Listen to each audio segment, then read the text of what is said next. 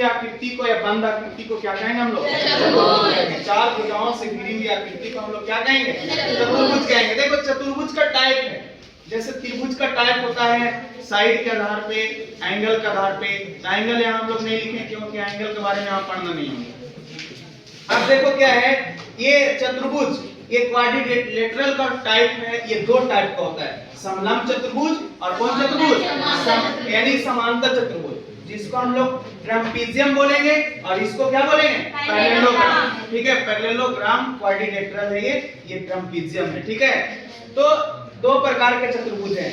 ये चतुर्भुज का हम लोग डेफिनेशन जानेंगे। समलंब चतुर्भुज क्या है? समलंब चतुर्भुज क्या है? तो बोलेंगे वैसा चतुर्भुज, देखो यहाँ पे ए बी सी डी एक चतुर्भुज छापे हम लोग, ए बी सी डी एक क्या है? चतुर्भुज। लेकिन किस प्रकार का चतुर्भुज है ये? समलंब है। समलंब चतुर्भुज का खासियत होता है कि इसकी एक भुजाओं का एक युग में समांतर होगा। भुजाओं का एक युग में क्या होगा? समांतर होगा, मतलब पैरेलल होगा। ए बी पैरेलल क्या है?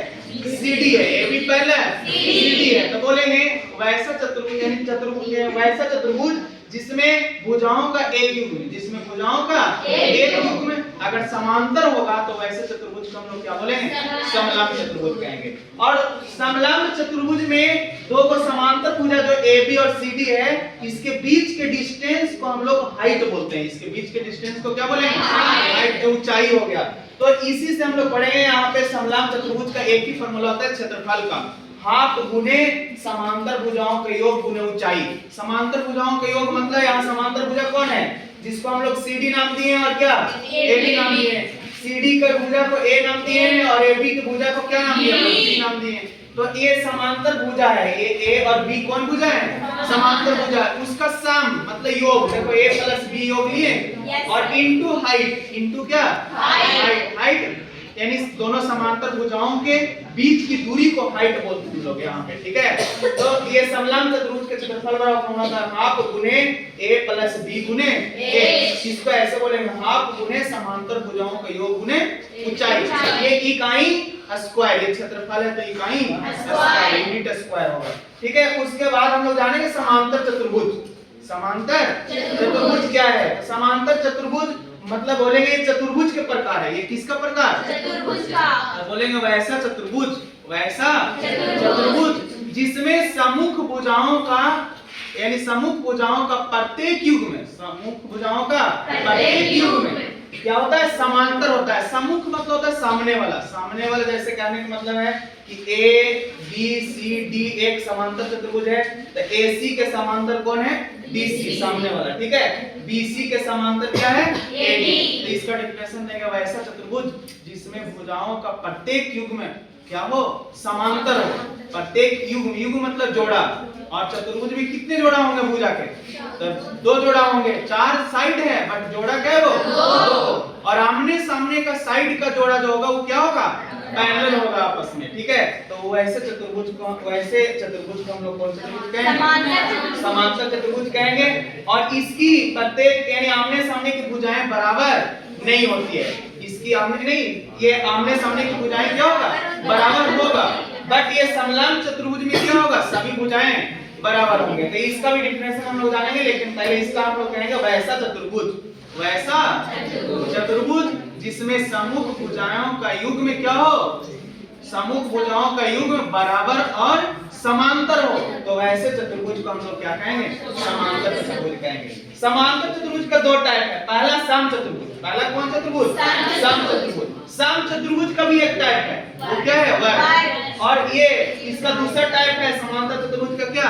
आयत। इसको हम लोग रेक्टेंगल बोलेंगे। ठीक है, तो देखो ये क्या है? सम चतुर्भुज क्या है? सम चतुर्भुज बोलते हैं, देखो जैसे हम लोग यहाँ कहें कि सम्मुख भुजाएं बराबर होती है और सम्मुख भुजाएं समांतर भी होती है, लेकिन इसमें डिफरेंस थोड़ा सा है कि वैसा समांतर चतुर्भुज, इसका डिफिनेशन देंगे कि समांतर चतुर्भुज का टाइप है, इसलिए बोलेंगे वैसा समांतर चतुर्भुज। वैसा समांतर चतुर्भुज जिसके सम्मुख भुजाएं समांतर और प्रत्येक भुजाओं का माप क्या हो? आपस में बराबर हो, तो वैसे चतुर्भुज को हम लोग कौन चतुर्भुज बोलेंगे? सम चतुर्भुज बोलेंगे। सम चतुर्भुज का एक टाइप है वर्ग। तो सम चतुर्भुज में प्रत्येक भुजाएं क्या हो गया? बराबर। तो वर्ग में भी प्रत्येक भुजाएं क्या होंगे? बराबर। और सभी भुजाएं यानी सम्मुख भुजाएं क्या होंगे? समांतर भी होंगे। साथ साथ इसका प्रत्येक कोण कितना डिग्री होगा, 90 डिग्री होगा। मतलब प्रत्येक कोण एक समकोण के बराबर हो जाएगा, तो उसको हम लोग वर्ग कर देंगे। ठीक है, अब ये सब का फार्मूला हम जानेंगे, थोड़ा यहाँ पे स्पेस की कमी है। ठीक है, उसके बाद आयत क्या है, तो आयत का डिफिनेशन हम लोग जानेंगे। क्या आयत क्या है, तो आयत बोलेंगे ये किसका टाइप है, समांतर चतुर्भुज का। तो वैसा समांतर चतुर्भुज, वैसा समांतर चतुर्भुज जिसकी सम्मुख भुजाएं क्या हो, समांतर हो। सम्मुख भुजाएं क्या हो, समांतर हो, और प्रत्येक कोण क्या हो, 90 डिग्री हो। तो वैसे समांतर चतुर्भुज को हम लोग क्या कह देंगे। ठीक है, अब जानेंगे हम लोग चतुर्भुज। देखो चतुर्भुज का तो डिफिनेशन जान गए हम लोग कि यानी चार रेखाखंडों से घिरी हुई आकृति को चतुर्भुज कहेंगे, या बंद आकृति को चतुर्भुज कहेंगे। देखो चतुर्भुज में ये ध्यान रखना है, एक ही फॉर्मूला होता है जो याद रखना आपको, कि देखो समांतर चतुर्भुज में सम्मुख भुजाएं, सम्मुख भुजा AB और क्या हो गया CD, BC और AD। लेकिन सम्मुख कौन कौन है, तो कौन A और कौन C, कौन B, कौन D।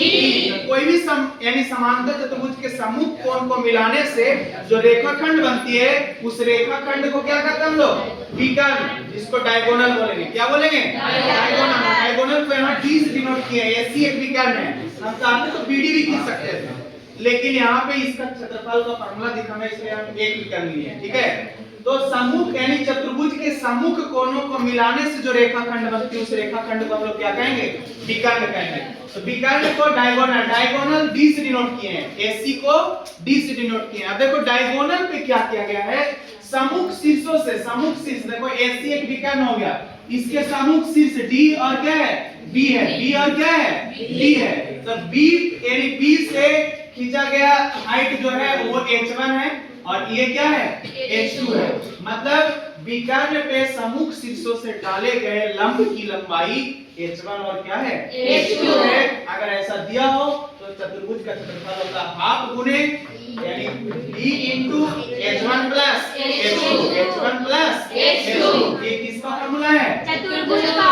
ये चतुर्भुज का फार्मूला है, किसका, चतुर्भुज का। H1 और H2 क्या है, तो विकर्ण पे सम्मुख शीर्षों से डाले गए लंब की लंबाई है, और D क्या है यहाँ पे, डायगोनल है। किसका डायगोनल, चतुर्भुज का डायगोनल है। ठीक है, इसके बाद हम लोग आगे जानेंगे क्वाड्रिलेटरल। अभी पूरा क्लियर नहीं हुआ, क्वाड्रिलेटरल में हमको बचा हुआ है ये समांतर चतुर्भुज। थोड़ा सा यहाँ ध्यान देंगे, समांतर चतुर्भुज का क्षेत्रफल जो है, समांतर चतुर्भुज का क्षेत्रफल जो है उसको हम लोग क्या बोलेंगे, समांतर चतुर्भुज में देखे थे यहाँ पे फिगर देख लिए थे, सम्मुख भुजाएं क्या था, समांतर था। इसका क्षेत्रफल जो फार्मूला याद रखेंगे, इसमें एक ही फार्मूला होता है। ठीक है, थोड़ा सा यहाँ ध्यान देंगे आप लोग, ये क्षेत्रफल B गुने B मतलब क्या, बेस। ये H हाइट हो गया और ये B है, ये बेस हो गया। ठीक है, ये क्या है, बेस, और ये क्या हो गया, हाइट। समांतर चतुर्भुज का क्षेत्रफल B गुने H, आधार गुने ऊंचाई, ये समांतर चतुर्भुज का क्षेत्रफल होता है। ठीक है, इसमें एक फार्मूला याद रखेंगे, एक ही इसका फार्मूला होता है, बाकी हम जानेंगे अगला वीडियो में।